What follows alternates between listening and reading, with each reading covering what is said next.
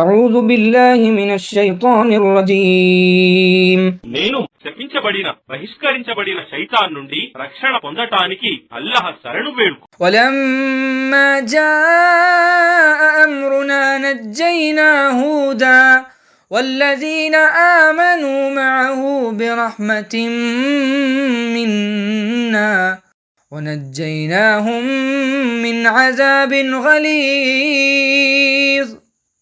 మరియు మా ఆదేశం జారీ అయినప్పుడు మా కారుణ్యంతో హూదును మరియు అతనితో పాటు విశ్వసించిన వారిని రక్షించాము మరియు వారిని ఘోర శిక్ష నుండి కాపాడాము.